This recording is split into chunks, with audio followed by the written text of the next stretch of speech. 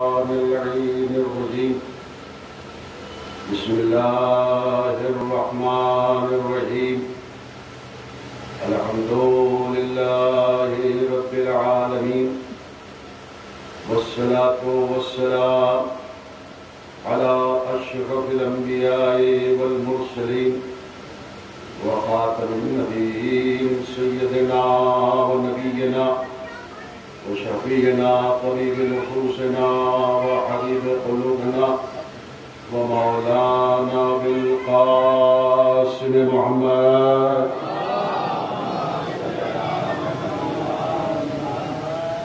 وآله الطيبين الطاهرين المعصومين المظلومين ولعنة الله على الكاذبين. أما بعد فقد قال الله تبارك وتعالى في القرآن الحكيم بسم الله الرحمن الرحيم من ذا الذي يقرض الله قرضا حسنا فيضاعفه له أضعافا كثيرا. صلوات پڑھیں بر محمد والے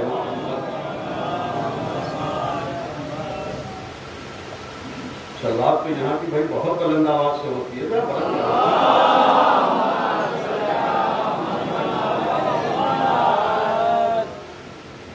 گرامی قدر سامعین اور محبان اہل بیت، میں اپنی انتہائی سعادت مندی سمجھ رہا ہوں کہ اس مجلس عزائے سید الشہداء کے توسط سے میرے جانے پہچانے وہ بھی ایسے مومنین کہ جو فضائل اہل بیت کو سننے میں بخل نہیں کرتے بلکہ جذبہ سخاوت کا اظہار کرتے ہیں اور نہایت ہی مولائی مزاج بن کر غدیری سرشت بن کر فضائل و مصائب کا استقبال فرماتے ہیں. تو یہ بات نہایت ہی وجہ سکون ہے اور باعث اطمینان ہے کہ ایسے بولتے چہکتے شگفتہ اور والدہ سماعتوں کے مالک محبان اہل بیت کے حضور کوئی بہت زیادہ توجہ چاہتا ہوں کہنے کی ضرورت نہیں ہو، اس لیے کہ جہاں مجمع خودی متوجہ ہو اور لفظوں کی حرارت اور فکروں کی تڑپ کو بھی محسوس کر رہا ہے اور جملوں کے پس منظر اور پیش منظر کو بھی اپنی سماعت کی پیمائش سے ناپنے کا ہنر جانتا ہو، تو وہاں بس بات کو فوراً شروع کر دینا ہی زیادہ عقل مندی ہو سکتی ہے. آج یہ مجلس عزا شہزادہ علی اصغر کے تعلق سے اس مجلس کے اور پروگرام کے ذمہ داروں نے غالباً 2 مہینہ پہلے سے مجھے فون کیا تھا. میں نے معذرت کر دی تھی اس لیے کہ میرا امریکہ جانے کا پروگرام تھا عشرہ محرم کا بھی، اور یہ جو 40 کا عشرہ سیدوں کا وہ بھی نیو یارک امریکہ میں بک تھا، وعدہ تھا، ویزا بھی، سب کچھ بھی، مگر کورونا کی وجہ سے اور فلائٹ کے بند ہونے کی وجہ سے ہم نہیں جا سکے.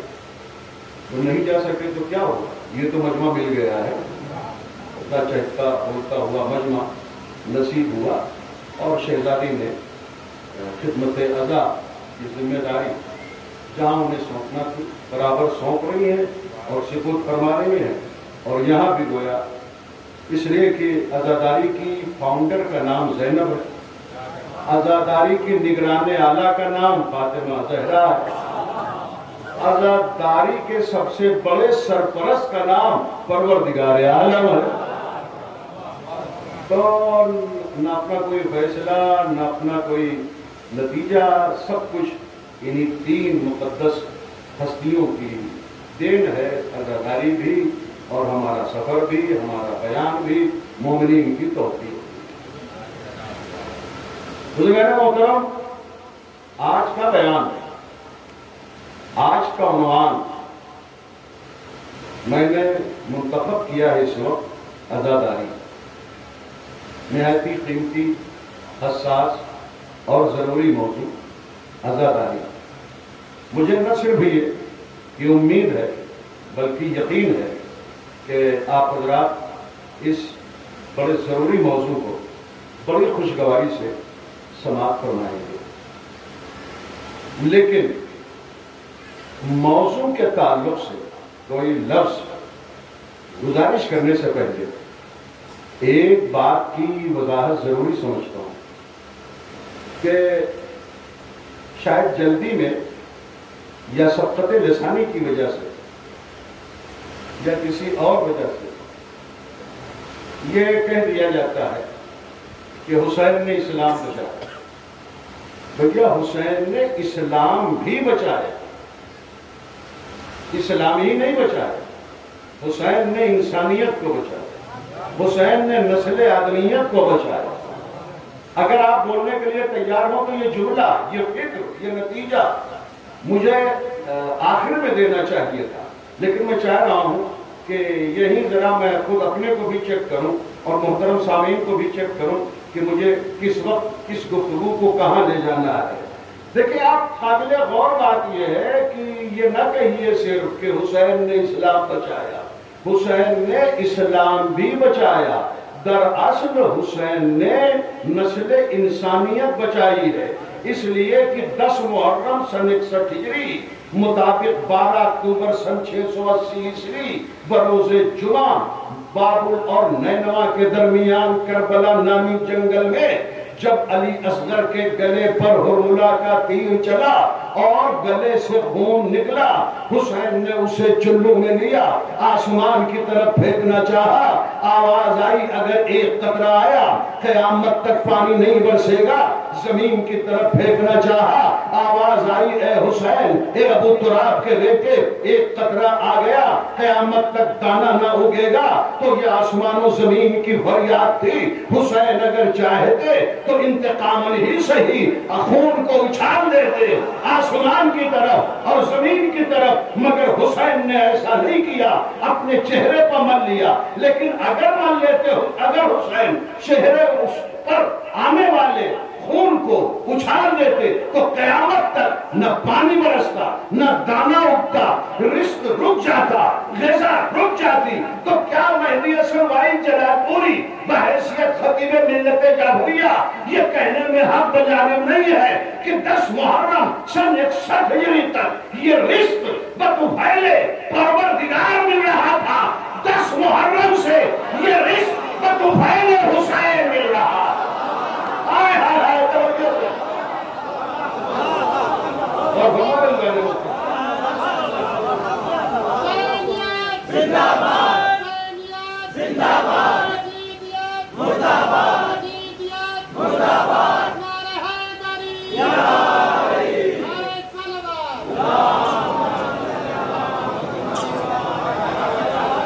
بہت بہت شکریہ بزرگان محترم۔ تو آج اس شہزادے علی اصغر علیہ السلام کی یاد میں یہ بزم غم منعقد ہے۔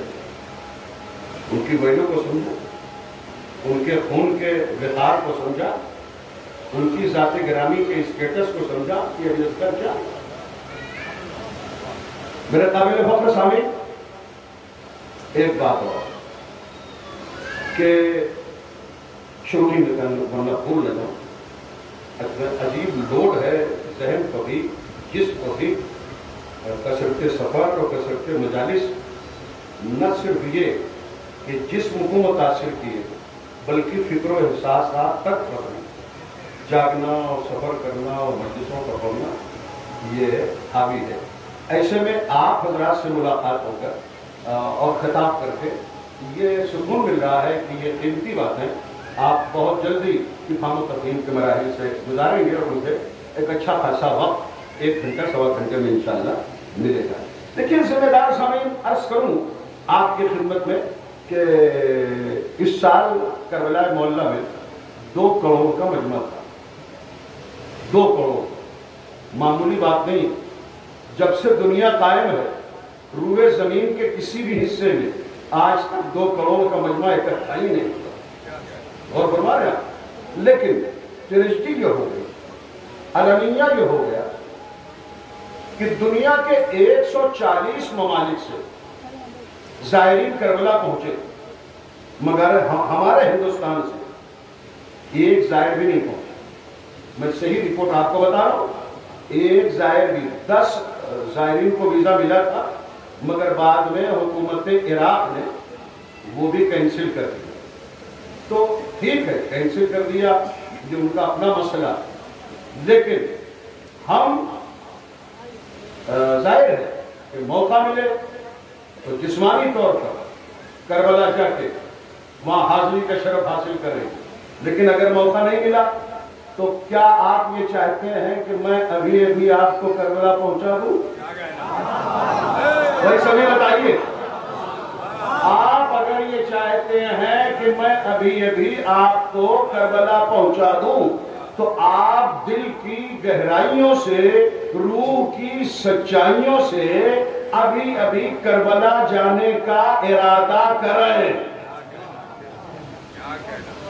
کرب و بلا جسمانی طور پر، کرب و بلا تو جانا مقدر کی بات ہے، کرب و بلا تو جانا مقدر کی بات ہے، بدبخت وہ ہے جس نے ارادہ نہیں کیا۔ توجہ ہے نا؟ تو میں یہ گزارش کر رہا ہوں، آپ خون سے دل کے ساتھ ابھی ابھی یہی بیٹھے ہوئے کربلا جانے کا ارادہ کریں، ابھی آپ پہنچ جائیں گے۔ میری مائیں بہنیں بھی ارادہ کریں، اور ابھی ابھی انشاءاللہ 4000 کلومیٹر کی جو مسافت ہے ہندوستان سے کربلا کی، ابھی ابھی آپ کی زیارت اور ارادے کو فطرس نامی فرشتہ فوراً پہنچا دے گا، ہے نا؟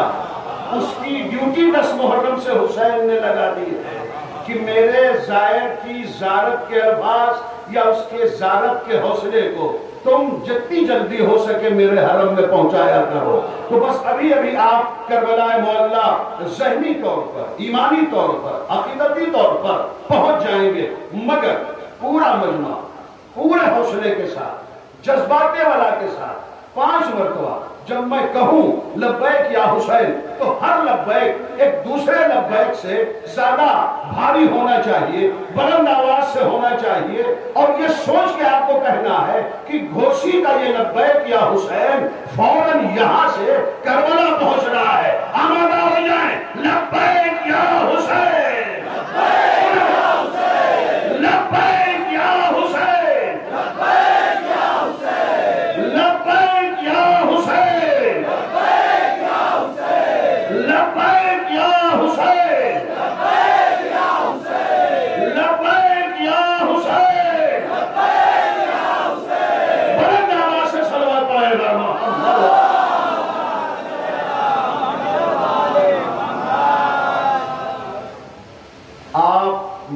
اور ارادے کی بنیاد پر کربلا پہنچ گئے۔ آپ کا یہ لبیک بھی کربلا فوراً پہنچ گیا، اس لیے کہ فطرس کو پہنچانا ہے نا، وہ تو فرشتہ ہے۔ کتنا ٹائم لگے گا فطرس کو یہاں سے کربلا جانے میں؟ 1 منٹ نہیں بھیا، 1 سیکنڈ نہیں، 1 سیکنڈ بھی زیادہ۔ فرشتوں کی سپیڈ اور رفتار اور ان کی فلائی میں کتنی تیزی ہے، آپ اندازہ کریں کہ جبریل عرش پر تھے اور ابراہیم چھری رکھ چکے تھے اسماعیل کی گردن پر، کہ اللہ نے جو فیصلہ کیا کہ اب اسماعیل کو بچا لینا ہے اور دمبا ذبح کرنا ہے، تو جبریل عرش پر ہیں، آنا ہے میدان مینا میں۔ اگر 1 سیکنڈ سے بھی زیادہ جبریل کو عرش سے زمین پر آنے میں لگتا تو حضرت اسماعیل ذبح ہو جاتے۔ اور اس کا مطلب یہ ہے کہ ادھر بس ارادہ کیا جبریل نے، اچھا ان کو خود بھی نہیں آنا تھا کہ اتنے بڑے جانور کو لے کے آنا، تو میں اسی لیے کہہ رہا ہوں آپ کوئی تعجب نہ کریں، فطرت بھی فرشتہ، جبریل بھی فرشتہ۔ ادھر آپ نے کہا لبیک یا حسین، وہ جبریل سب کی آوازوں کو لے کے کربلا پہنچ گئے الحمدللہ، اور سب نیت کی بنیاد پر امام حسین کے سائروں میں شامل ہو گئے، شمار ہونے لگا۔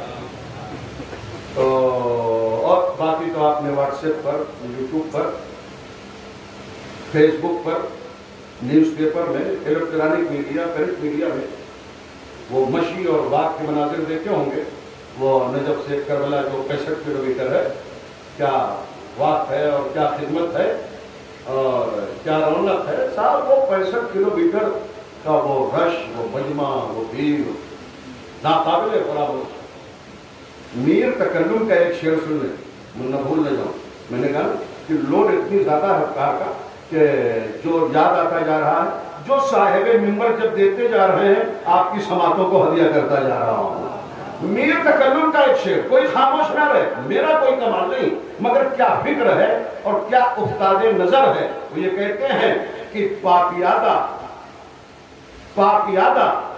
از نجف تا کربلا ایسا لگا۔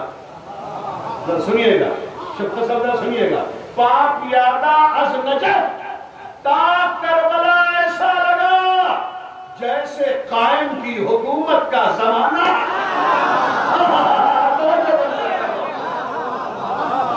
پاکیادہ از نجف تا کربلا ایسا لگا، جیسے قائم کی حکومت کا زمانہ آ گیا۔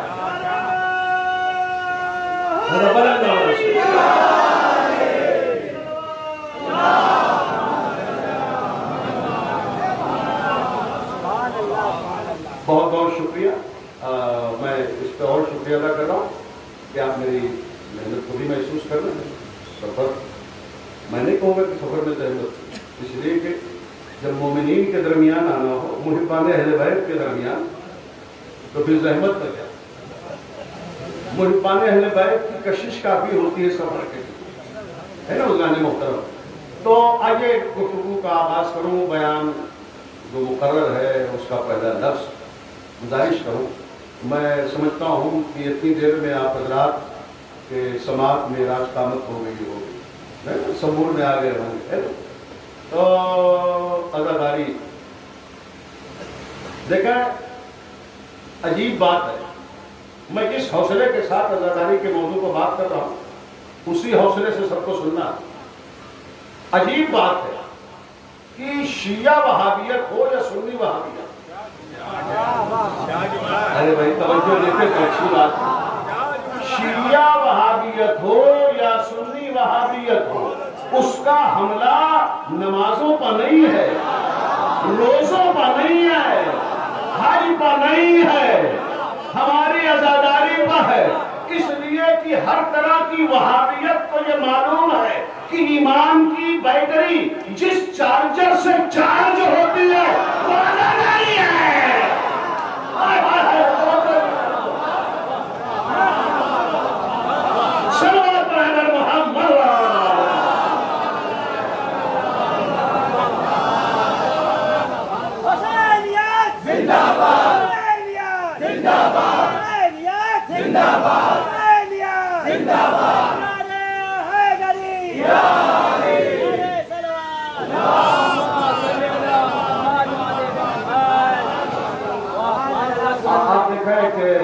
ادھر محرم کے ساتھ نمودار ہوا،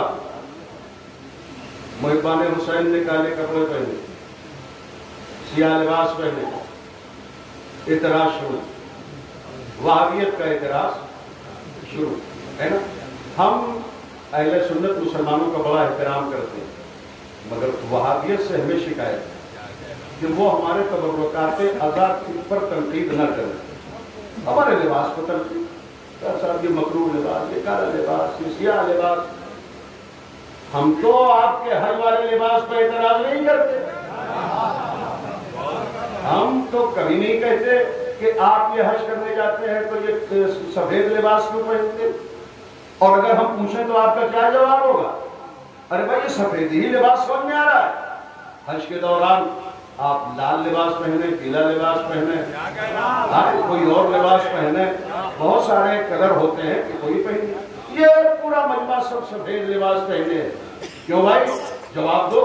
کہا دیکھیے اس پہ اعتراض نہ کرو، اس لیے کہ سفید لباس حج کے موقع پر یہ احرام حج ہے، تو اگر سفید لباس احرام حج ہے تو کالا لباس احرام ادا ہے۔ توجہ دو بھائی، بلند آواز سے سماعت کریں سب مل کے برباد۔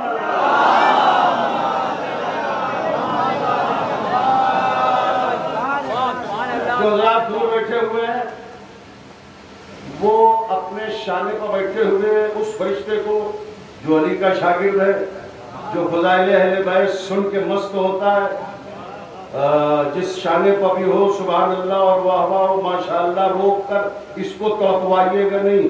میرے توقنے کا کوئی مسئلہ نہیں ہے، میرا پیٹ سبحان اللہ ماشاءاللہ واہ واہ سے 40-42 سال میں بہت بھر گیا ہے، لیکن میں جہاں بھی جاتا ہوں یہ گزارش کرتا ہوں، یہ 24 گھنٹے جو علی کا کہ استاد جبریل کا شاگرد فرشتہ رقیب داہنے شانے پر بیٹھا ہوا یہ چاہتا ہے کہ میں جس کے شانے پر ہوں، جس شانے پر میں بیٹھا ہوں 24 گھنٹے، وہ جب فضائل علی سنے، فضائل حسن سنے، فضائل حسین سنے تو یہ پتا چلے کہ یہ ان کا چاہنے والا ہے، تو اس کو نہ تڑپنا پڑے، یہ انتظار کرتا رہے کہ آپ پھیپھڑے پر لوٹ ڈالیں، زبان کو ہلائیں، لبوں کو جنبش دیں اور آپ کوئی اس میں آرام سے سننا چاہے تو یہ تڑپے گا۔ میرے لیے کوئی مسئلہ نہیں ہے نا بزرگان محترم، تو آپ بہت ہی حوصلے سے سننا ہے، میں نے احتیاطاً یہ بات کہی ہے۔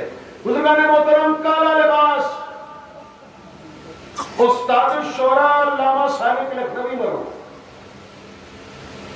یہاں 35 سال پہلے ان کا کلام پڑھایا جاتا ہے نا، ہمیں معلوم ہے، تو 40-42 سال سے گوسی آ رہے، تو ان کا قیمتی شعر صاحب، یہ اتنا قیمتی شعر ہے کہ کئی کلام ایک طرف رکھ دیے جائیں صالح لکھنوی کے اور یہ شعر ایک طرف، تو اس شعر کا پلہ بھاری رہے۔ تو یہ کہتے ہیں کہ کربلا تیرے مقدر کی یہ بیداری ہے۔ بھیا جن لوگوں کو یہ شعر یاد ہے وہ تو ایڈوانس سبحان اللہ کہیں گے، میرے لیے نہیں۔ کربلا تیرے مقدر کی یہ بیداری ہے، کعبہ پہنے ہوئے پوشاک عزاداری ہے۔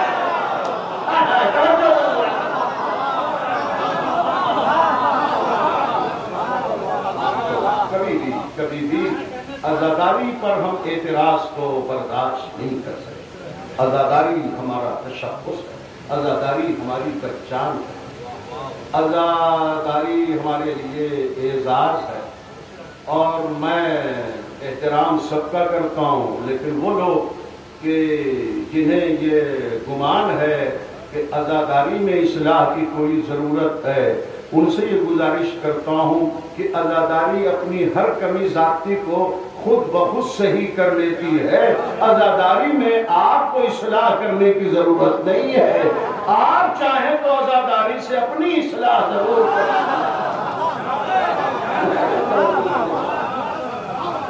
عزاداری کا نظام اتنا کامل و اکمل و مکمل ہے، عزاداری کا نظام اتنا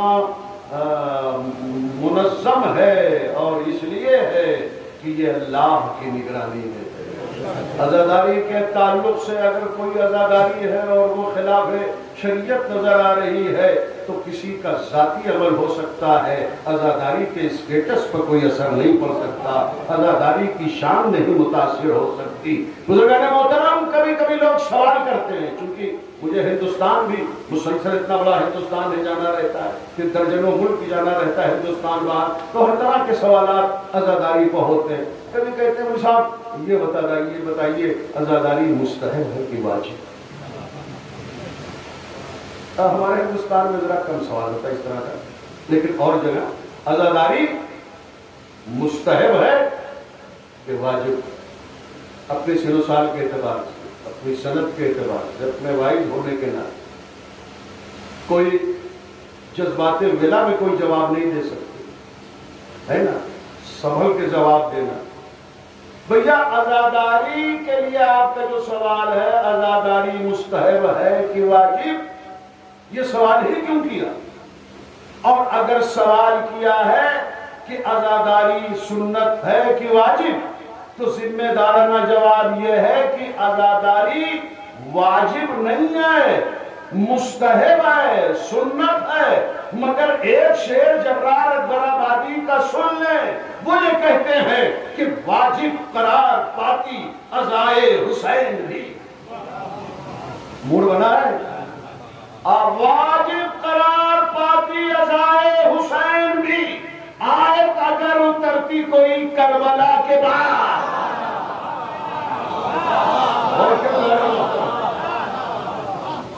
تو عزاداری مستحب ہے، واجب نہیں ہے.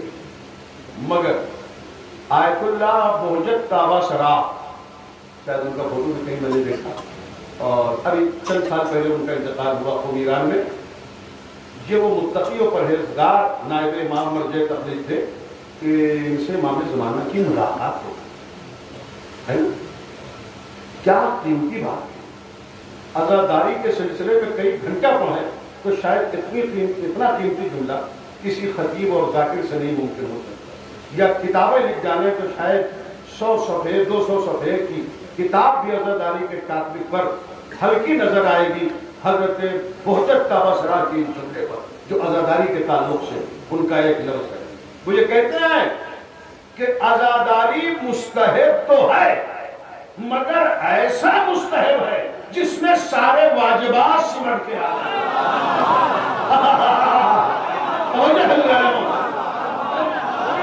صلوات پڑھنے والا محمد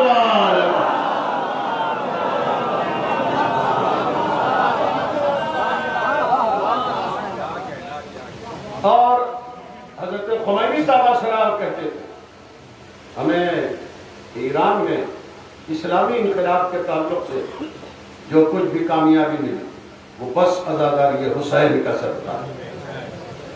اور ہمارا دیکھیے بہت سی چیزیں مستحب ہیں، جیسے خود زیارت امام حسین واجب ہے.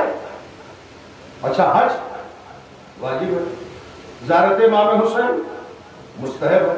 مگر حج کرنے جاؤ تو صرف ایک حج کا ثواب، زیارت حسین کرو تو 90 حج کا ثواب.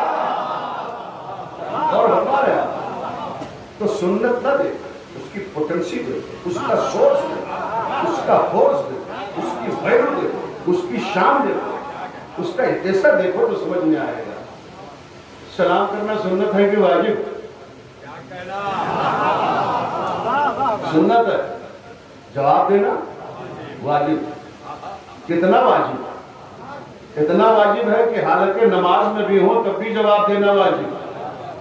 سلام کرنا اور سلام کا جواب دینا دونوں کا ثواب کل 70 ہے، یعنی 71 بھی نہیں، جس میں 69 سلام کرنے کا ثواب، جو جواب تو بس ایک، کل 70 ہو گیا. سلام جو سنت ہے اس کا ثواب زیادہ. مگر ایک چیز یاد رکھیں، میں یہ بات مسلسل کہتا رہتا ہوں، ناگزیر ہے اس کا کہنا کہ بھیا ہمارا سلام بھی سڑک چھاپ نہ ہو. ہمارے سلام کی بھی بڑی ویلو ہے نا. ہمارے سلام کے ثواب کو آپ سمجھیں کہ 69% ثواب ہے سلام کرنے کا.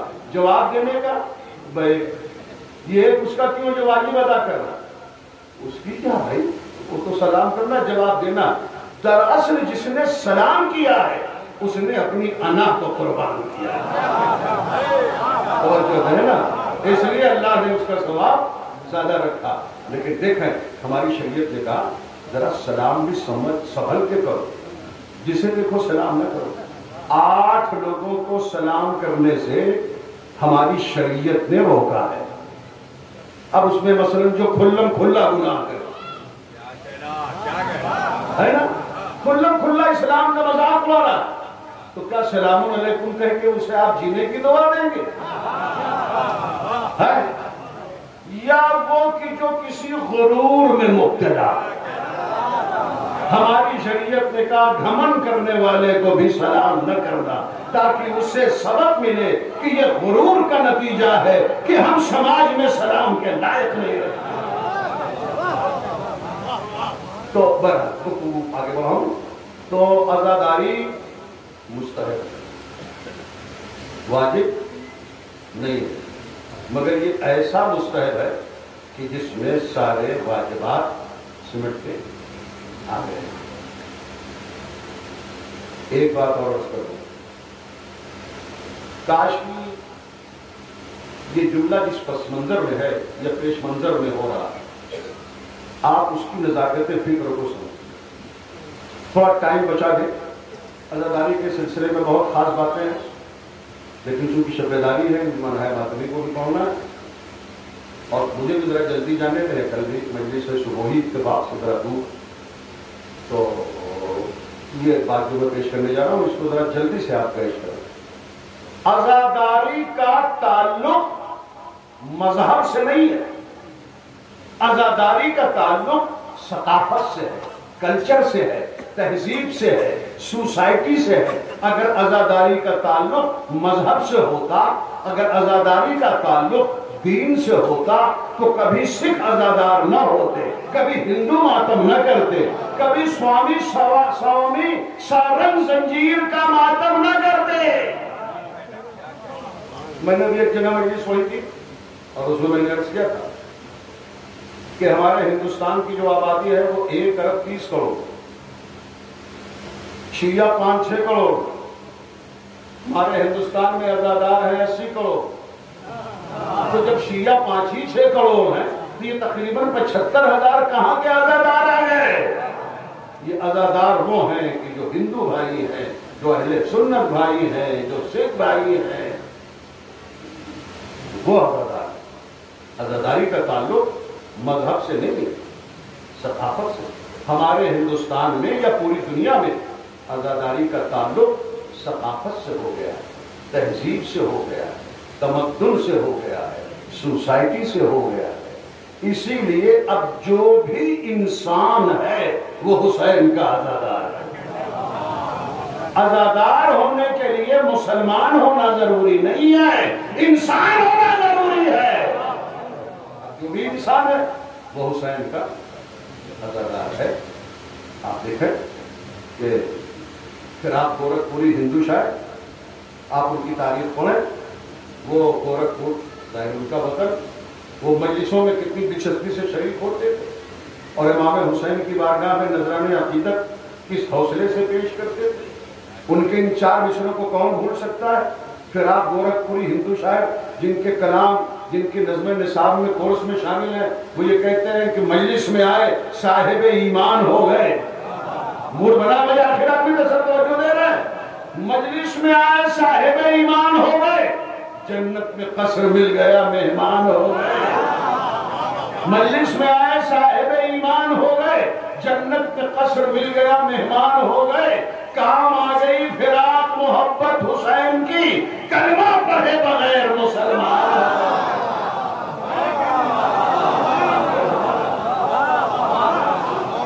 وہ حسین کی زندہ باد زندہ باد.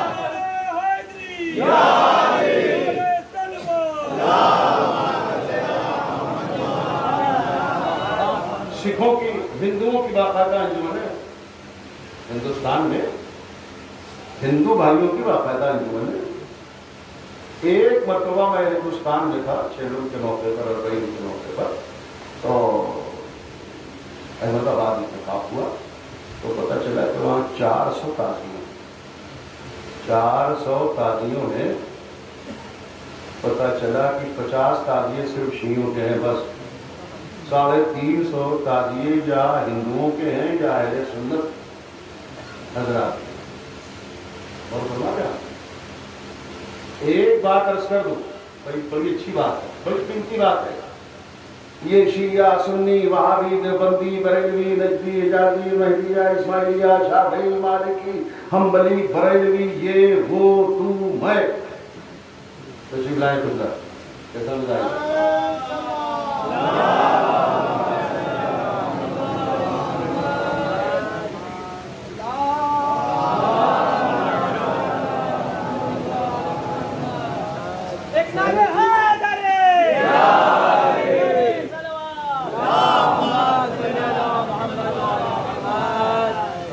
آگے بڑا اچھا ہے، ورنہ مظاہر صاحب اپنی دلیے کو تو بیٹھے تھے ہے نا.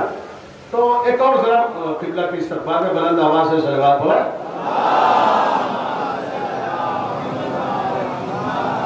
تو یہ مسلمانوں میں جتنے فرقے ہیں یہ سب بس پہچان کے لیے ہے، ورنہ دراصل مسلک تو بس دو ہے، مسلک بس دو ہیں، یا محب اہل بیت یا دشمن اہل بیت۔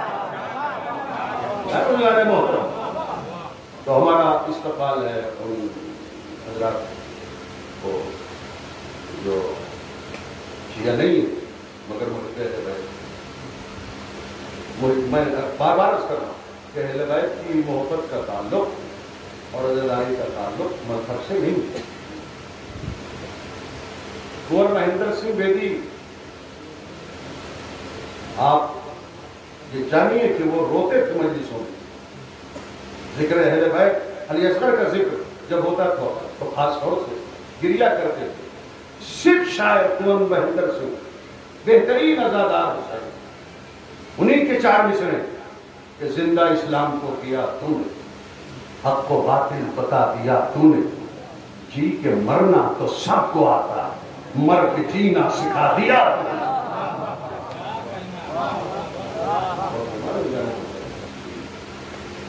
کیا کہنا ہم اپنی قسمت پر جتنا بھی ناز کم کریں، کم ہے جتنا بھی ناز کریں کہ ہم حسین کے عزادار، ہم حسین کے ماتم دار۔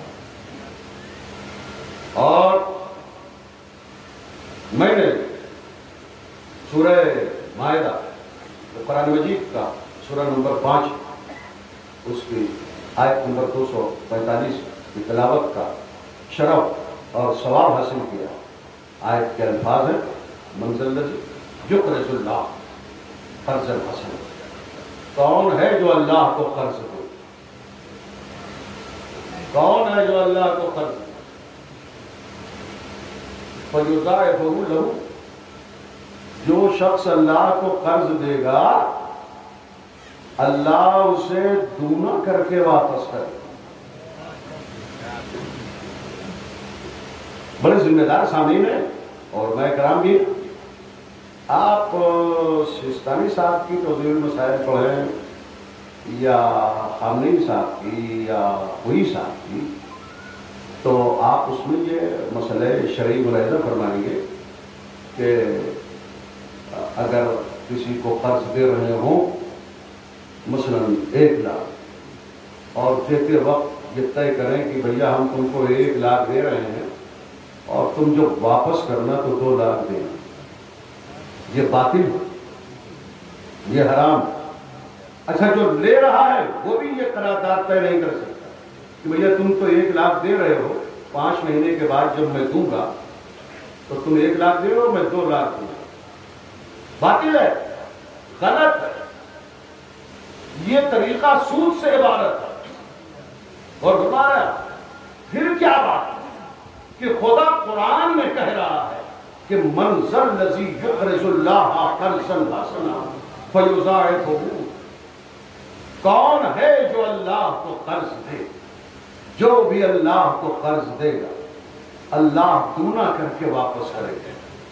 اور پھر لفظ یہی نہیں ہوتی اضعافا کثیرہ، یہ الفاظ قرض کے جو اللہ مانگ رہا ہے سورہ تغابن میں بھی ہے، سورہ الحدید میں بھی ہے، سورہ مزمل میں بھی ہے، بلکہ سورہ مزمل کی آیت سن بھی لیں، یہ سورہ مزمل سورہ نمبر 73 اس کی آیت نمبر 20، بسم اللہ الرحمن الرحیم اقیموا الصلاۃ وآتوا الزکاۃ واقرضوا اللہ قرضا حسنا، نماز پڑھو، زکات دو اور اللہ کو قرض دو، قرض حسنا دو۔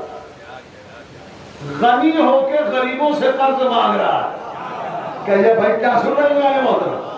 خدا غنی ہو کے اپنے غریب بندوں سے قرض مانگ رہا، قادر ہو کے مجبور بندوں سے قرض مانگ رہا، غور فرما رہے ہیں، مختار ہو کے مجبور بندوں سے قرض مانگ رہا، غور کر رہا ہے۔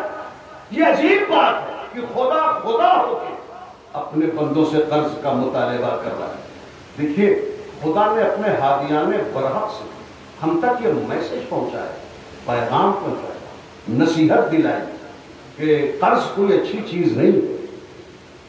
ٹھیک حالات ایسی پوزیشن میں آ جائیں کہ قرض دینا ہو اور لینا ہو تو اس کی گنجائش تو اسلام نے رکھی ہے، مگر قرض کو سراہا نہیں ہے، قرض مانگنے کو کی حوصلہ افزائی نہیں کیا اسلام نے، اور فرمایا بلکہ مولا نے فرمایا کہ حتی الامکان قرض سے بچو۔ بھئی جملہ تمام ہو تو میں یہ سمجھوں کہ آپ اس کی گہرائی اور گہرائی تک پہنچ گئے، ورنہ میری قسمت جو بھی ہو۔ مولا فرماتے ہیں، آقا فرماتے ہیں مولا علی کی دیکھو حتی الامکان قرض سے بچو، اس لیے کہ قرض دن میں شرمندگی کا سبب ہوتا ہے، رات میں بے چینی کا سبب ہوتا ہے۔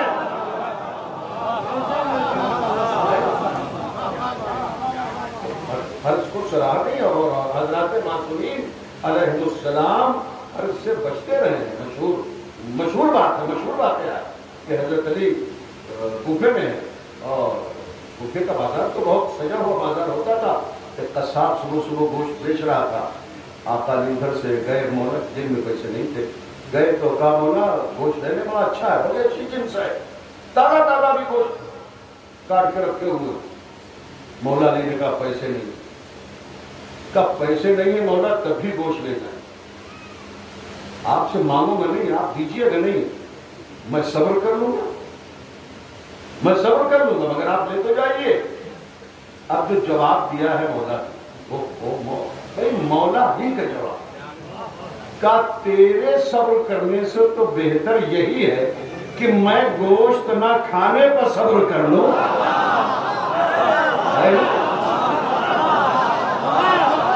صلاۃ پڑھ دینا اگر محمد صلی اللہ علیہ وسلم۔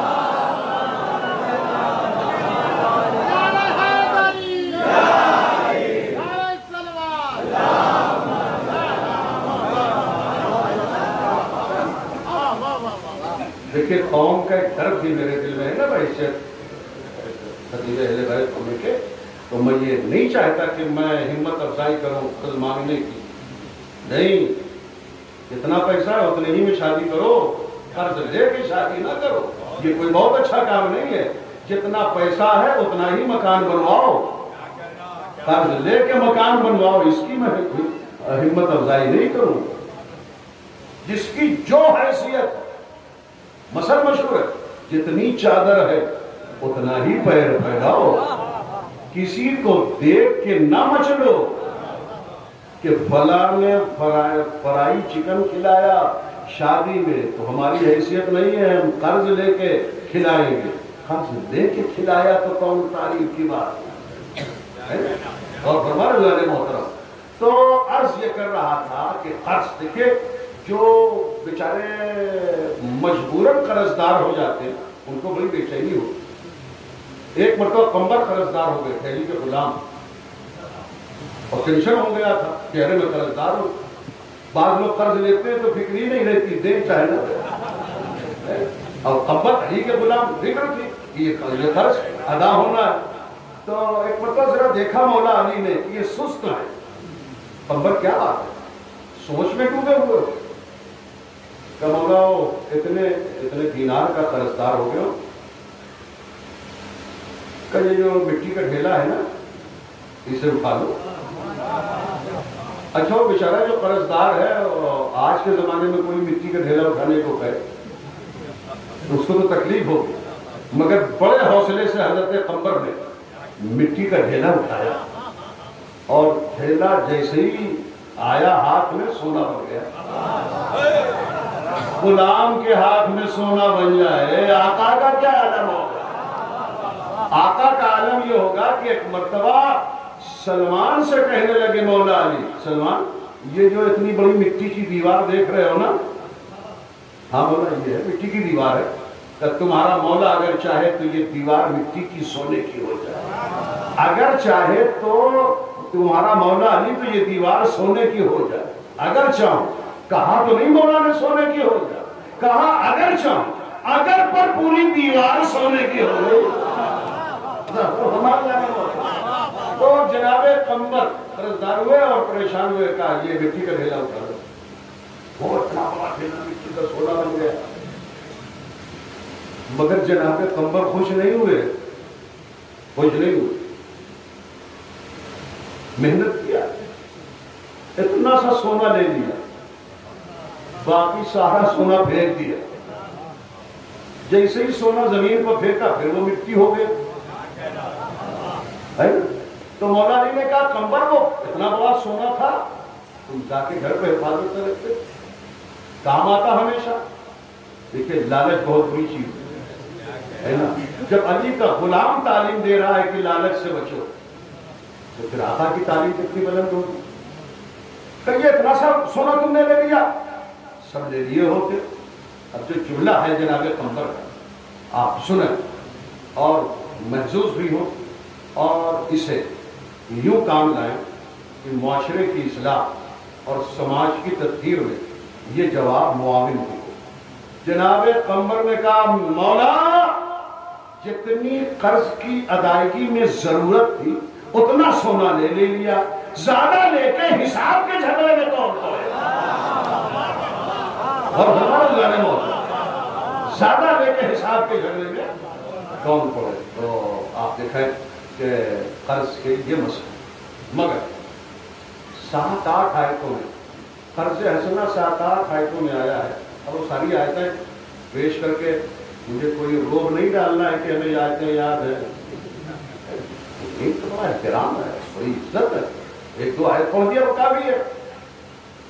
سورہ بقرہ دوسرا سورہ آیت نمبر 245 منزل الذی یقرض اللہ قرضا حسنا. کون ہے جو اللہ کو قرض حسن جو ضائع ہو گیا, جو بھی اللہ کو قرض دے گا اللہ اسے دونا کر کے واپس کرے گا, اضافہ کثیرہ, اور دونے سے بھی زیادہ کر دے گا.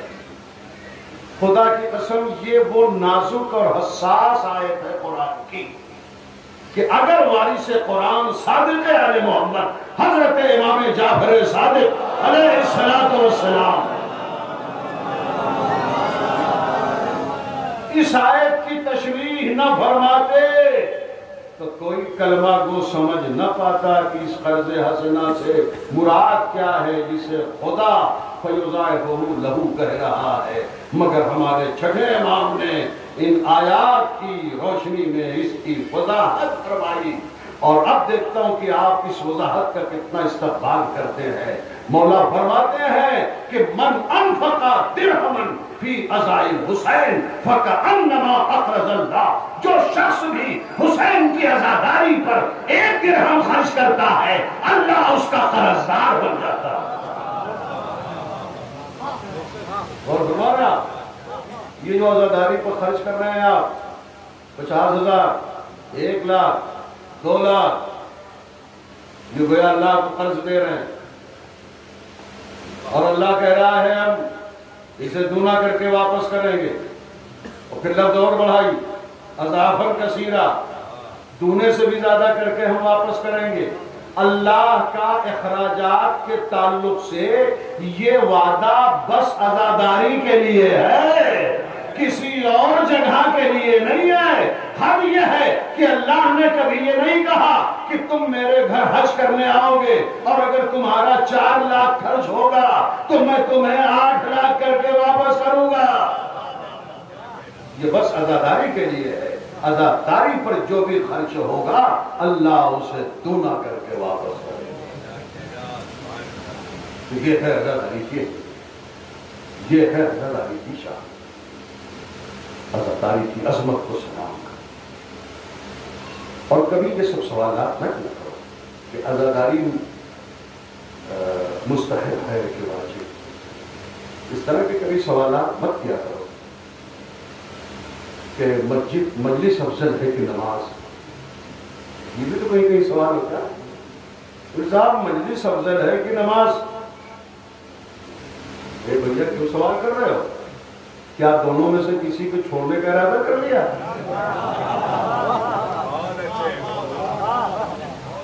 مجلس افضل کی نماز, یہ سوال ایسے ہی ہے جیسے کوئی یہ سوال کرے کہ یہ آنکھ افضل ہے کہ یہ آنکھ.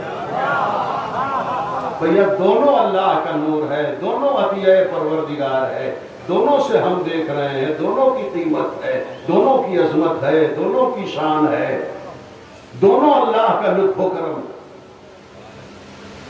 یہ سوالات مت. ارے اگر مجلس مکتب حسین ہے تو نماز مقصد حسین ہے. مجلس اللہ کا وعدہ ہے، نماز حسین کا وعدہ ہے۔ نہیں معاف کیجیے گا، میں شاید درجہ نہیں دیتا، نہ تو جہاں کا سخی مجمع جو ہے خاموش نہ رہتا۔ بڑی اہم بات میں نے کہی اور بڑے حوصلے سے کہی تھی کہ اس کا بہت اچھا استقبال ہوگا، لیکن اب 2 منٹ مجھے اس پہ خرچ کرنا پڑا۔ مجلس اللہ کا وعدہ، نماز حسین کا وعدہ۔ اس موقع پر میں ایک بند پڑھتا ہوں کہ 10 محرم سن 61 ہجری کو حسین نے اللہ کو خطاب کر کے کہا، اور وہ یوں ہے شمشرے کے وقت آخر لب شبیر پہ یہ آئی صدا۔ حوصلے میں ہے سب؟ وقت آخر لب شبیر پہ یہ آئی صدا، میرے معبود صدا ہوتی رہے تیری صدا۔ روز اول کا جو وعدہ تھا کیا وہ پورا، مجھ حسین نے تجھ سے روز اول کا جو وعدہ تھا کیا وہ پورا، میں تیرا بندہ ہوں پھر کرتا ہوں تجھ سے وعدہ، میں تیرا بندہ ہوں پھر کرتا ہوں تجھ سے وعدہ، تیرے اسلام کو ہر عہد میں غازی دے گی، تیرے اسلام کو ہر عہد میں غازی دے گی، میری مجلس تیری مسجد کو نمازی دے گی۔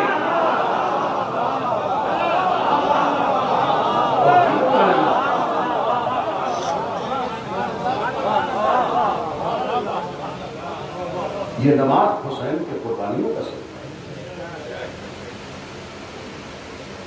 میں شاید کبھی پڑھ چکا ہوں آپ کے درمیان، وہ میں نے D M digital Manchester England London کے شہر میں ایک انٹرویو دیا تھا جو 56 ملکوں میں نشر ہوتا ہے، جو ہم سے یہ کہا گیا کہ آپ حسین کی شہادت پر روشنی ڈالیں۔ میں نے اس میں عرض کیا اور ابھی یاد آ گئی بات کو عرض کر رہا ہوں کہ حسین کی شہادت کے فوائد کیا، اور یہ جو اسلام اور دہشت گردی کے تعلق سے الزامات ہیں، اس پہ آپ میں جیسن وائس کیا جواب دیں گے؟ میں نے کہا کہ اس وقت جہاد کا کوئی تصور نہیں اور نہ اسلام خطرے میں ہے۔ اسلام خطرے میں تھا اور بہت خطرے میں تھا، مگر وہ خاطر رسول سے لے کے حسین کی شہادت تک وہ 50 سال کا جو زمانہ گزرا وہ خطرے میں تھا اسلام، اور اتنا خطرے میں تھا کہ جمعے کی نماز خود کو پڑھائی گئی، اتنا خطرے میں تھا اسلام کہ صبح کی 2 رکعت 4 رکعت پڑھا دی گئی، مگر حسین کا بچایا ہوا اسلام اتنا مضبوط ہے کہ اب قیامت تک مسلمان خطرے میں ہو سکتا ہے، اسلام خطرے میں نہیں ہو سکتا۔ اور یہ کہنے میں مجھے کوئی بات نہیں کہ آج جو مسلمان نماز پڑھ رہا ہے یہ رسول اللہ کی پہنچائی ہوئی نماز نہیں ہے، یہ حسین کی بچائی ہوئی نماز ہے۔ آج جو مسلمان روزہ رکھ رہا ہے یہ رسول اللہ کا پہنچایا ہوا روزہ نہیں ہے، حسین کا بچایا ہوا روزہ ہے۔ تو حسین تیری عظمت کو سنا، تو یہ عزاداری سید الشہداء، یہ ایک بہت بڑی نعمت، ہمیں اس نعمت کی قدر کرنی چاہیے۔ اور میں پھر عرض کر رہا ہوں، کبھی اس طرح کے سوالات نہیں، ہمارے ان علاقوں میں تو نہیں، بعض جگہ بلکہ بعض اور مقامات پر مل صاحب دیکھیے رات بھر جاگے ہیں، نماز صبح کو اگر قضا ہو جائے یا اور کوئی تو بہت زیادہ فضیحت نہ کیجیے گا، اس لیے کہ ہم یاد حسین سے وابستہ، ایسا کہنے والوں کو وہ سجدہ یاد کرنا چاہیے کہ جب پشت پر حسین آئے تو سجدے کو طول ہوا اور 70 مرتبہ رسول کو کہنا پڑا سبحان ربی الاعلی و بحمدہ۔ کیا یہ منظر یہ نصیحت نہیں دے رہا ہے ایسا کہنے والوں کو کہ یاد حسین طول عبادت کا سبب بنتی ہے، ترک عبادت کا سبب نہیں ہوتی۔ یاد رکھیں، حسین ابن علی کی شہادت تحفظ دے رہی ہے شریعت کو، اسلام کو، رسالت کو۔ بڑا عجیب معاملہ ہے کہ سب آدم کی اولاد، ہندو بھی آدم کی اولاد، سنی بھی آدم کی اولاد، سکھ بھی آدم کی اولاد، عیسائی بھی آدم کی اولاد، مگر کوئی بابا آدم کی یاد میں کوئی پروگرام نہیں کرتا، کوئی سیمینار نہیں کرتا، کوئی بزم نہیں سجاتا۔ ارے بھائی کبھی تو یاد کر لو بابا آدم کو۔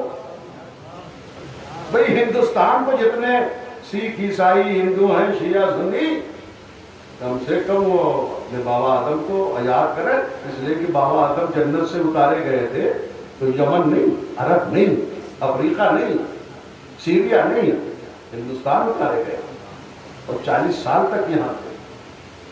آپ علامہ مجلسی کی حیات الفروق پڑھیں، اس میں تفصیلات ہیں کہ جب جناب آدم زمین پر اتارے گئے تو ہندوستان اتارے گئے اور 40 سال تک رہے۔ 40 سال تک ہمارے بابا کا ہندوستان میں رہنا بہت بڑی بات ہے، اور میں بہت احترام کرتا ہوں ہندوستان کی دھرتی پر بسنے والوں کا، اور بڑی محبت سے کہتا ہوں بھائی ہمیں کسی اور ملک نہ بھیجو کبھی، اس لیے کہ ہم اپنے باپ کی زمین پر آباد ہیں، کسی اور کی زمین۔ توجہ دے مجھے محترم، میں کیا عرض کروں۔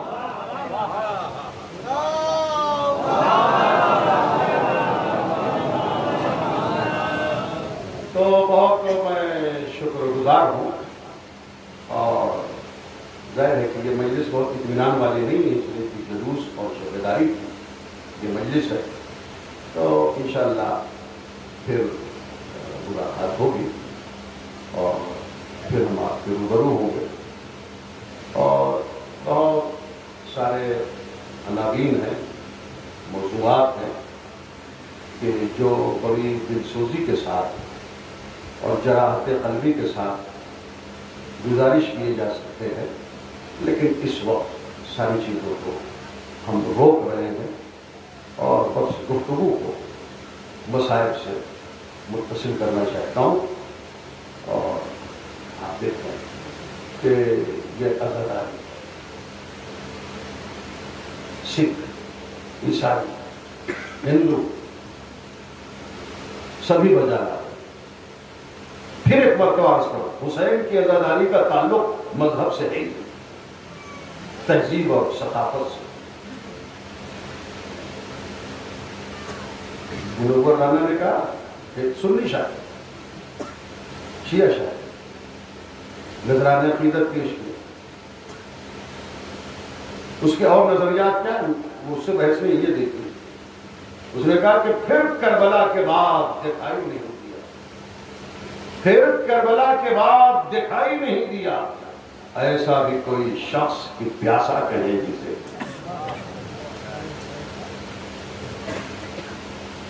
تو سبھی حسین کی بارگاہ میں نذرانہ عقیدت پیش کر رہے ہیں، خاشیہ ہو، سنی ہو، کوئی بھی، سب حسین کے اندر جس میں بھی ذرا سی آدمیت اور شرافت نفس ہے وہ حسین کا رہا۔ میرے بچپن کی بات ہے، ابتدائے خطابت میں مجھے بنگال جانے کا موقع ملا اور کلکتہ، تو پہلے میں سنتا تھا طاہر جرمی صاحب وغیرہ سے کہ عاشور کے دن سڑک سفید ہو جاتی ہے کلکتہ کی، وہ 2.5 کلومیٹر جہاں جلوس حسینی ہوتا ہے، تو وہ ہوتا کیا ہے کہ ہندو عورتیں 10 کلومیٹر 15 کلومیٹر سے چل کے شب عاشور آدھی رات کے بعد وہ آتی ہیں اس جگہ کی جہاں جلوس حسینی برآمد ہونا ہوتا ہے، اور لٹیے میں دودھ لے کے آتے ہیں۔ ہندو عورتیں، جاہل عورتیں، جن تک ان کے مذہب کی بات نہیں پہنچی مگر حسینیت پہنچ گئی، عزاداری پہنچ گئی۔ وہ آتی ہیں اور انتظار کرتی ہیں کہ کب یہاں جلوس ہے. پوچھتے ہیں حسین بابا کی سواری بھی کہاں ہے؟ تو لوگ بتاتے ہیں وہ سامنے. اور جب جلوس آتا ہے، جب جنا آتا تو پھر وہ گھوڑے کی سمو پر دودھ ڈالتے تو پوری سڑک سفید رہتی. میں جب سنتا تھا تو تعجب کرتا بعض خطرہ سے، لیکن جب خود جانے کا اتفاق ہوا تو یہ منظر تھے.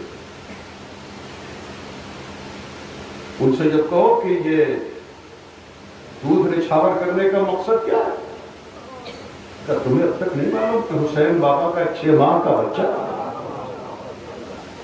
جو بہت پیاسا تھا، حسین بابا نے پانی مانگا تھا مگر جواب میں تیر ملا اور حسین بابا کے ہاتھ پاؤں بچہ مر گیا. ہم خواتین ہی سمجھ سے یہ اعلان کرنا چاہتے ہیں، اے حسین بابا اگر آپ کا بچہ ہندوستان آ گیا ہو تو پیاسا نہ رہے. اور پھر آپ پوچھیں جو لوگ کلکتہ جا چکے ہیں، میں تو ہندوستان کے اور مختلف علاقوں کی عزاداری بھی پیش کرتا ہوں، لیکن ظاہر ہے کہ یہ ایک ایسی مجلس ہے جو شب داری کی ہے، اور وہ اپنے چھوٹے بچوں کو، 6 مہینے کے بچوں کو، سال بھر کے بچوں کو، 7 مہینے کے بچوں کو سمو پر رکھتے ہیں، گھوڑے کی سمو پر. ہمارے یہاں جب ذوالجناح برآمد ہوتا ہے تو اس کے ذوالجناح کے گردن سے بچے گزارے جاتے ہیں، بچیاں گزارے، لیکن وہاں سمو پر رکھ دیتے ہیں بچوں کو. وہ ہندو عورتیں، اور جب کوئی کہتا ہے ہٹا لو کہیں یہ گھوڑا اسے کچل نہ دے بچے، تو وہ تیور بدل کے کہتی ہے کیا کہہ رہے یہ بچہ حسین بابا کا دیا ہوا. ملاحظہ فرمایا آپ نے حسین کے علی اصغر نے دلوں کو جیتا.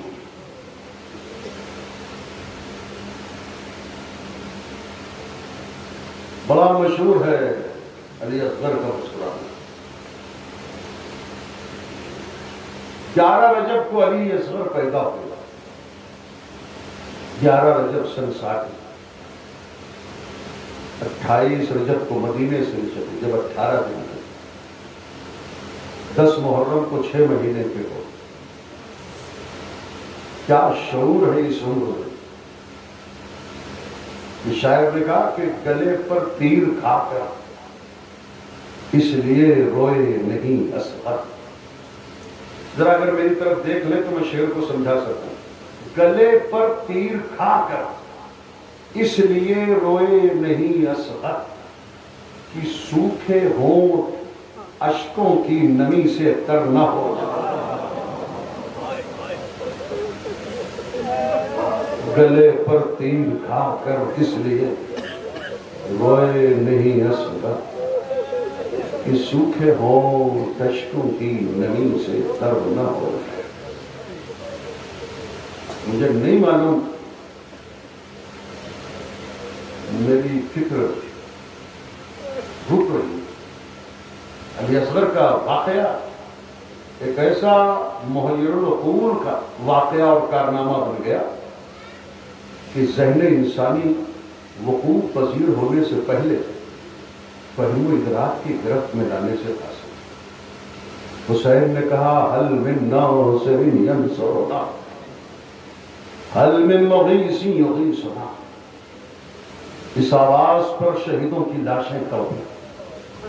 لبیک لبیک یا رسول اللہ کی آواز مقتل میں بلند ہوئی، اور اس کا اثر یہ ہوا صدائے استغاثہ کا کہ علی اصغر نے اپنے کو جھولے سے گرا دیا.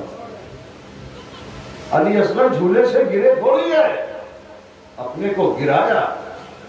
جھولے سے گر جانا حادثہ ہے، جھولے سے اپنے کو گرانا منصوبہ. علی اصغر کبھی نہیں کہیے گا کہ علی اصغر جھولے سے گر گئے. کوئی بچہ جھولے سے گر نہیں سکتا، اس لیے کہ جھولے کی جو 4 دیواری ہوتی ہے وہ اتنی بلند ہوتی ہے کہ 6 ماہ کا بچہ گر ہی نہیں سکتا. لیکن علی اصغر اپنے کو اتنا تڑپا رہے تھے جھولے میں، صدائے حلمن پر لبیک کہنے کے لیے علی اصغر جھولے میں اتنا مچلے ہیں، اتنا تڑپے ہیں کہ اس مچلنے اور تڑپنے کے رد عمل میں پھر اپنے کو علی اصغر نے جھولے سے گرایا ہے۔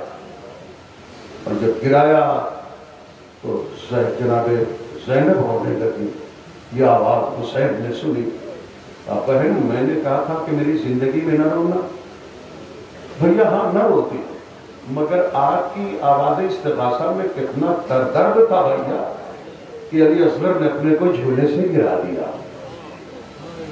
سنیں اصغر کی یاد میں، شہزادہ علی اصغر کی یاد میں یہ شب بیداری ہے۔ میری دعا ہے کہ ایک تو یہ کہ خدا تمام مومنین جہاں کو سلامت رکھے، اور بالخصوص اس بستی کے مومنین مومنات پر اپنی خصوصی برکتیں اور رحمتیں اور کرامتیں نازل فرمائیں، اور علی اصغر کی شہادت کے صدقے میں اس شب بیداری کے تعلق سے جن لوگوں نے بھی دامے درہمے قدم سخن حصہ لیا ہے، پروردگار ان سب کو سلامتی عطا فرمائے اور توفیقات خیر میں اضافہ فرمائے۔ بس رونے کے لیے آپ تیار ہیں تو چند جملے یہ مسائل کے جو انشاءاللہ آپ کے رونے کے لیے کافی ہوں گے۔ حسین نے علی اصغر کو لیا اور آن کر مقتل میں کہا، ظالموں میرا بچہ بہت پیاسا ہے۔ عزادارو، حسین نے یقیناً ہمیں ہر وقت یاد رکھا ہوگا، لیکن بطور خاص 2 مرتبہ یاد رکھنے کا اعلان کیا۔ ایک مرتبہ جب سید سجاد سے ملنے کے لیے خیمے میں آئے ہیں، عزادارو جہاں اور وصیتیں کی، بیٹا خیمے جلیں گے صبر کرنا، بیٹا یہ ظلم ہوگا صبر کرنا، اور میرے لال ایک خاص وصیت سن لو اپنے بابا کی۔ حسین کہہ رہے ہیں بیٹا سجاد جب شام کے قید خانے سے چھوٹ کر مدینے جانا تو میرے شینوں کو میرا سلام کہتے ہیں، اور کہنا جب کبھی ٹھنڈا پانی پینا حسین غریب کی پیاس بجھ جاتی ہے۔ تو اس موقع پر ہمیں یاد ہے۔ اور دوسرا اس سے سخت موقع وہ تھا کہ جب حسین اپنے بچے کے لیے پانی مانگ رہے تو فرما رہے تھے، شیعتی ما ان شرعتم ماذ بن فاذکرونی او سمعتم بغریب او شہید فانذرونی لیتکم فی یوم عاشوراء جمیعا تنظرونی کیف استسقی لطفلی فابوا ان یرحمونی۔ اے میرے شیعو، کاش تم کربلا میں ہوتے تو دیکھتے کہ میں اپنے بچے کے لیے پانی کیسے مانگ رہا تھا، مگر ظالموں نے رحم کرنے سے انکار کر دیا۔ ایک مرتبہ حسین مخاطب ہوئے، اصغر میرے لال میں تمہیں زمین پر لٹا رہا ہوں اور خود دور ہٹ جاتا ہوں۔ ایسا کیا حسین نے، لٹا دیا جلتی زمین پر۔ ظالموں، تمہیں گمان ہے کہ میں اس بچے کے بہانے پانی پی لوں گا؟ آ کے خود پانی پیلا۔ کوئی نہ آیا اصغر کو پانی پلانے کے لیے، بلکہ جواب یہ دیا، ساقی کوثر کے بیٹے اگر ساری دنیا پانی پانی ہو جائے تب بھی ایک قطرہ آب نہیں ملے۔ اب حسین نے علی اصغر کو اپنی گود میں دی۔ دیکھیں قیامتیں گزر گئی کربلا میں صبح عاشور سے اس وقت تک، مگر یزیدی فوج پر کوئی اثر نہ ہوا اب تک۔ مگر یہ وہ قیامت ہے کہ یزیدی فوج منہ پھیر پھیر کے رونے لگی جب حسین نے کہا، میرے لال ذرا تم بتا دو کہ کتنے پیاسے ہو، ظاہر کر دو کتنے پیاسے ہو۔ تو علی اصغر نے سوکھی زبان اپنے سوکھے ہونٹوں پر پھیرنا شروع کی۔ یہ منظر دیکھ کر یزیدی فوج، سنگ دل فوج منہ پھیر پھیر کے رونے لگی۔ فوج کی بگڑتی حالت کو دیکھ کے ہمارے ساتھ نے کہا، حرملہ اقطع کلام الحسین، حسین کے کلام کو قطع کر دے۔ کیا کیا حرملہ نے؟ چلے کمان میں تیر جوڑنے لگا۔ عزادارو، چلے کمان میں حرملہ نے جو تیر جوڑا وہ 3 پھل کا تیر تھا۔ عرب کی جنگوں میں 3 پھل کا تیر کبھی استعمال نہیں ہوا۔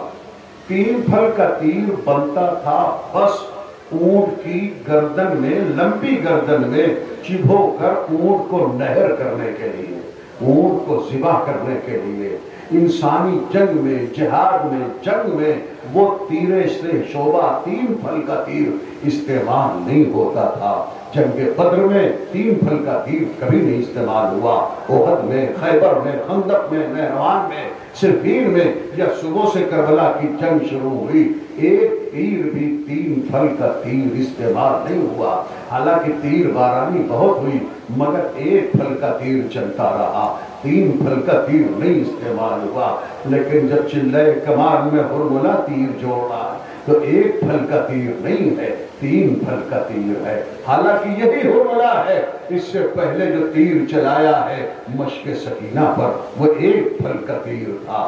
اس سے پہلے ہرملا نے جو تیر چلایا ہے عباس کی آنکھ میں پیوست ہوا وہ 1 پھل کا تیر تھا۔ لیکن کیا بات ہے کہ جب ہرملا نے علی اصغر کی طرف تیر رہا کرنا چاہا تو اس میں 3 پھل کا تیر چلے کمان میں جوڑا۔ نہیں معلوم تیر ختم ہو گیا تھا 1 پھل کا یا ظلم کی شدت مقصود تھی کہ اس نے 3 پھل کا تیر جوڑا۔ اور 3 پھل کا تیر جیسے ہی جوڑ کے رہا کرنا چاہا، چلانا چاہا، اس کا ہاتھ کانپا، پورا جسم کانپا، پورا جسم کانپا تو تیر زمین پر گر گیا۔ مرتبہ میرے ساتھ نے کہا ہرملا تجھے ہو کیا گیا ہے؟ کہا میں جو دیکھ رہا ہوں وہ تو دیکھ نہیں رہا ہے۔ کہا بتا دے کیا دیکھ رہا ہے؟ کہا جب میں تیر کا نشانہ دیتا ہوں تو کبھی رسول کی اکلوتی بیٹی کمر پہ ہاتھ رکھے ہوئے پورے حجاب اور پردے کے ساتھ آن کر میرے سامنے کہتی ہے ہرملا میرے اصغر نے تیرا کیا بگاڑا ہے، میرا بچہ بہت پیاسا ہے۔ کبھی رسول اللہ سرو پا برہنان کر کہتے ہیں ہرملا میرے اصغر کی خطا کیا ہے؟ ہمارے ساتھ میں پھر للکارا مگر ہرملا تجھے تیر چلانا ہے۔ گرا ہوا 3 پھل کا تیر اٹھایا ہرملا نے، پھر چلے کمان میں تیر کو جوڑا۔ لو عزادارو قیامت آ گئی۔ جناب رباب خیمے کے در پر کھڑی تھیں، تیر کے نشانے کو دیکھ رہی تھی، حسین کا کھڑا ہونا دیکھ رہی تھی، علی اصغر کا گلا دیکھ رہی تھی۔ رباب اصغر کی ماں، رباب سکینہ کی ماں، رباب زہرا کی بہو، رباب علی کی بہو، رباب حسین کی زوجہ، رباب امرؤ القیس جیسے عرب کی بہادر باپ کی بہادر بیٹی اور عرب کی تہذیب اور کلچر میں بیٹی اور بہن کو اور ماں کو اور زوجہ کو تیر اندازی کا فن سکھانا ہنر اور کمال سمجھا جاتا تھا۔ امرؤ القیس نے بھی اپنی بیٹی رباب کو، حسین کی زوجہ کو، اصغر کی ماں کو تیر اندازی کا فن سکھایا تھا۔ رباب تیر اندازی کے نشانوں سے واقف تھی۔ مرتبہ خیمے کے در پر کھڑی ہوئی رباب نے ہرملا کے تیر کا نشانہ دیکھا، اصغر کا گلا دیکھا، حسین کا کھڑا ہونا دیکھا، پھر مرتبہ کلیجہ تھام کے کہا میرے لال اصغر اگر تیری زندگی میں امام وقت پر تیرے بابا پر تیر آ گیا تو میں میدان محشر میں شہزادی فاطمہ زہرا کو کیا منہ دکھاؤں گی؟ علی اصغر نے زبان بے زبانی سے کہا اماں اطمینان رکھنا، تمہارا اصغر جب تک زندہ ہے بابا پر تیر نہیں آئے گا۔ ہاں عزادارے ختم ہو گئی مجلس۔ ایک مرتبہ چلے کمان میں ہرملا نے تیر کو جوڑا، بھرپور نشانہ لیا، 3 پھل کا تیر رہا کیا جو علی اصغر کے گلے کو چھیدتا ہوا حسین کے بازو میں آ گیا۔ رباب تڑپ گئی میرے بچے اصغر تیرا وعدہ کہاں گیا؟ علی اصغر نے زبان بے زبانی سے کہا اماں تیرا اصغر کیا کرتا؟ تیر بہت بڑا تھا، میرا گلا چھوٹا تھا، جہاں تک میرے گلے کی نشان تھی میں نے اپنے گلے پر لے لیا، جو میرے گلے سے بڑھ گیا وہ بابا کے بازو میں۔